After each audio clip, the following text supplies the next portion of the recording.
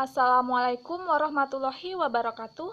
Perkenalkan, nama saya Rinani Astuti, NPM 2011070163, kelas D, Prodi Pendidikan Islam Anak Usia Dini, Universitas Islam Negeri Raden Intan Lampung.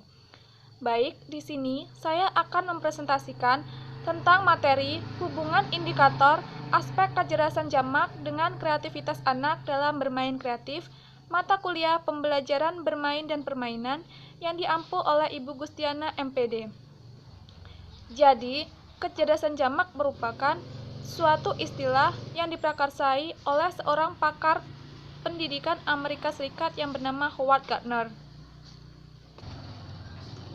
Teori kecerdasan jamak atau multiple intelligence muncul karena ketidaksetujuan Howard Gardner terhadap pandangan yang telah berkembang sejak awal abad ke-20. Pandangan ini memandang bahwa kecerdasan hanya bisa ditentukan oleh skor tunggal, sebagaimana diungkapkan dalam tes inteligensi. Gardner berpendapat bahwa anak memiliki sejumlah kecerdasan yang dapat berwujud dalam berbagai keterampilan dan kemampuan yang bukan hanya bisa dites dalam tes inteligensi. Kecerdasan jamak adalah suatu kemampuan untuk menyelesaikan masalah atau menghasilkan produk yang dibuat dalam satu atau beberapa budaya atau membuat suatu produk yang bermanfaat bagi kehidupan. Kecerdasan jamak dibagi menjadi 9, yaitu yang pertama, kecerdasan verbal linguistik, yaitu suatu kemampuan dalam menggunakan kata-kata secara efektif baik lisan maupun tulisan. Yang kedua, kecerdasan logis matematis, yaitu kemampuan dalam menggunakan angka secara efektif dan penalaran dengan baik. Yang ketiga, kecerdasan visual spasial, yaitu suatu kemampuan untuk mempersepsi pola, ruang, warna, garis, dan bentuk, serta mewujudkan gagasan visual dan keruangan secara grafis. Yang keempat, kecerdasan kinestetik, yaitu kemampuan menggunakan badan untuk mengekspresikan suatu gagasan, perasaan, dan penyelesaian problem atau masalah. Yang kelima, kecerdasan musikal, yaitu memiliki kemampuan dalam mempersepsikan, membedakan, dan mengekspresikan bentuk-bentuk musik. Yang keenam, kecerdasan interpersonal, yaitu suatu kemampuan dalam mempersepsikan dan membedakan dalam modus, maksud tertentu, serta motivasi dan perasaan orang lain. Yang ketujuh, kecerdasan intrapersonal, yaitu memiliki pengetahuan sendiri dan memiliki kemampuan untuk bertindak secara adaptif atas dasar pengetahuan dirinya sendiri. Yang kedelapan, kecerdasan naturalis, yaitu suatu kemampuan yang berkaitan dengan seluruh yang ada di alam dunia ini. Yang terakhir, 9, kecerdasan eksistensial, yaitu kemampuan dalam merasakan dan menghayati berbagai pengalaman rohani atas pelajaran atau pemahaman sesuai keyakinan kepada Tuhan. Sedangkan kreativitas menurut Munandar merupakan suatu kemampuan yang mencerminkan kelancaran, keluasan, dan orisinalitas dalam berpikir, serta kemampuan untuk mengelaborasi suatu gagasan. Kreativitas merupakan salah satu kemampuan manusia yang dapat membantu kemampuan-kemampuan lain yang dimiliki oleh seseorang. Secara ilmiah, perkembangan anak berbeda-beda, baik dalam bakat, minat, kreativitas, serta kematangan emosional dan lain sebagainya. Anak akan beraktivitas sesuai dengan minat dan potensi yang dirinya miliki. Perkembangan kreativitas anak harus diberi stimulasi dari mulai usia dini, sehingga anak akan terus berpikir kreatif dan memungkinkan menjadi manusia yang berkualitas dalam hidupnya.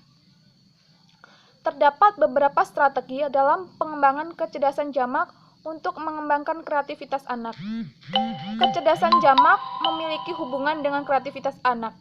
Untuk melatih kreativitas anak dapat dilakukan melalui berbagai cara. Salah satunya yaitu dengan cara bermain.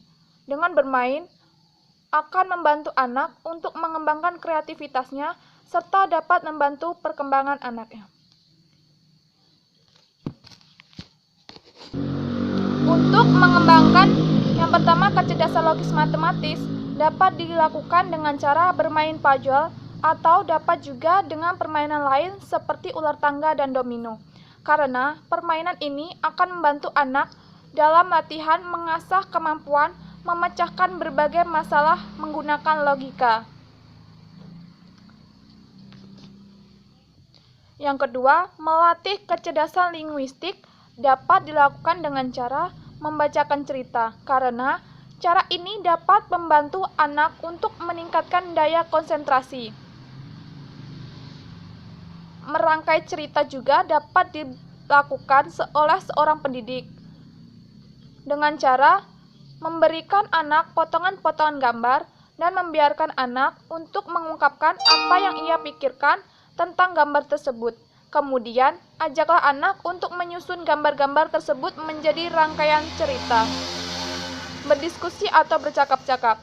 Semakin anak terampil dalam mengemukakan perasaannya, maka semakin tinggi juga kemampuannya dalam mengendalikan emosinya. Mengembangkan kecerdasan visual spasial yang pertama, menggambar dan melukis. Kegiatan ini merupakan suatu kegiatan yang paling anak-anak sukai. Seorang pendidik sebaiknya harus menyiapkan alat-alat yang diperlukan seperti kertas, pensil warna, dan krayon. Guru sebaiknya membiarkan anak untuk menggambar apa saja sesuai dengan yang ia inginkan. Guru hanya memberikan sebuah gambar ilustrasi, kemudian anak dibiarkan untuk melakukan sesuai dengan imajinasinya. Yang kedua, membuat suatu prakarya. Kerajinan tangan yang paling banyak dilakukan oleh anak adalah dengan menggunakan kertas. Dengan kerajinan tangan, anak dapat membangun percaya diri. Mengembangkan kecerdasan musikal dapat dilakukan dengan cara seorang guru meminta anak untuk menciptakan sendiri lagu. Adapun cara melakukannya dengan cara merangkum, menggabungkan, atau menerapkan makna dari yang mereka pelajari, kemudian melengkapinya dengan alat musik. Yang kedua, musik super memori, yaitu guru memutarkan musik efektif sambil santai mendengarkan pembahasan. Yang ketiga, musik suasana. Guru menggunakan rekaman musik yang dapat membangun suasana hati yang cocok untuk pelajaran. Selanjutnya, mengembangkan kecerdasan kinestetik dapat dilakukan melalui yang pertama, menari. Karena dalam menari akan menuntut keseimbangan, keselarasan gerak tubuh, kekuatan, dan kelenturan otot. Tidak hanya tangan, kaki, tubuh pun ikut bergerak. Yang kedua, drama. Kegiatan ini sangat menyenangkan bagi anak, karena kegiatan ini menyerupai bermain peran, hanya saja lingkup yang lebih luas. Yang selanjutnya, kecerdasan naturalis dapat dilakukan melalui seorang guru harus memberikan kesempatan kepada anak didiknya untuk mengetahui kemampuan apa yang dia miliki.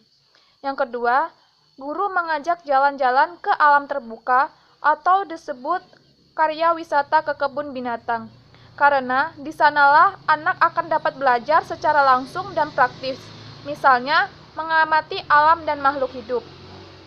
Selanjutnya, mengembangkan kecerdasan interpersonal. Yang pertama dapat dilakukan melalui menciptakan citra diri positif.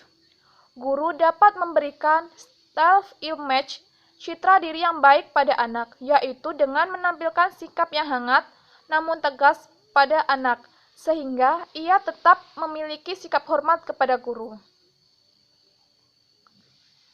Yang kedua, membayangkan diri di masa datang.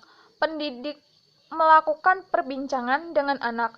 Misalnya, anak ingin seperti orang dewasa. Dalam hal ini, seorang pendidik mengarahkan anak untuk memiliki sebuah cita-cita yang akan ia raih di masa mendatang. Yang selanjutnya, mengembangkan kecerdasan interpersonal dapat dilakukan melalui memberikan anak kesempatan bertanggung jawab di rumah. Dapat dilakukan dalam memberikan pekerjaan rumah atau biasa disebut PR. Melakukan kegiatan sosial di lingkungan. Guru mengajak seorang anak untuk memberikan bantuan atau uang di panti asuhan, mengajak untuk bekerja bakti di lingkungannya. Serta guru melatih anak untuk menghargai perbedaan pendapat antara anak dengan teman lainnya, dan melihat juga adanya perbedaan dari segi budaya dan lainnya. Selanjutnya, mengembangkan kecerdasan eksistensial. Dapat dilakukan melalui membuat panggung beramal. Adalah salah satu bentuk kegiatan ekstrakurikuler yang biasa dilakukan oleh peserta didik di luar jam pelajaran. Kegiatan ini dilakukan untuk membantu individu, golongan atau kelompok sosial masyarakat tertentu yang sedang ditimpa musibah dan sedang membutuhkan bantuan. Yang kedua, dapat dilakukan dengan cara berjalan-jalan sambil berpikir. Dalam hal ini, guru bersama peserta didik melakukan aktivitas study tour. Mungkin itu saja yang dapat saya sampaikan. Kurang lebihnya saya mohon maaf. Saya akhiri. Wassalamualaikum warahmatullahi wabarakatuh.